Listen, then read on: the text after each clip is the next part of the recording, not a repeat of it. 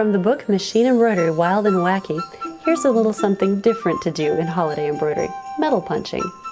These tree ornaments are one example of a technique that can really take you places creatively. First, you need an adhesive stabilizer and some thin metal. I'm using lightweight embossing metal purchased in a craft store. Hoop the stabilizer and press the metal piece inside the hoop on the stabilizer. Before you put the hoop on the machine, attach a piece of felt or fleece to the underside of the hoop. This will protect your machine from the pierced metal. Embroidery thread would quickly shred and break, making its way through the punched metal, so we'll punch without it. To stitch without thread, disable the thread sensor on your machine, or fool your machine into thinking it's stitching with thread. Put in a full bobbin, install the stitching thread as usual, but tape the thread to the machine just before it passes through the needle. Embroidery designs that work best for a project like this are simple shapes digitized with a running stitch. Designs labeled for quilting, redwork, or reverse applique often fit the bill. I'm actually using two designs here, a heart shape and a square, for a decorative border.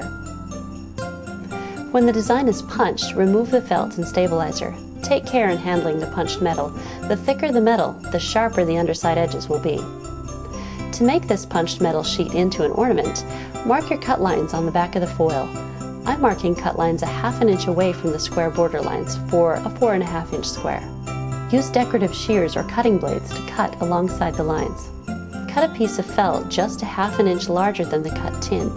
For this ornament, that will be a 5-inch square. Glue the felt to the back side of the tin. This looks pretty and also keeps the sharp side of the ornament covered. Add a little extra color to the tin punching by lacing crochet thread or 1-ounce yarn through some of the punched holes.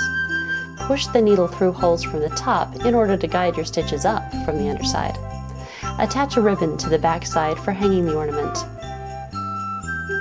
If you enjoyed this project, you'll find more on punching metal and more ways to expand your embroidery horizons in the book Machine Embroidery, Wild and Wacky, available on embroidery.com.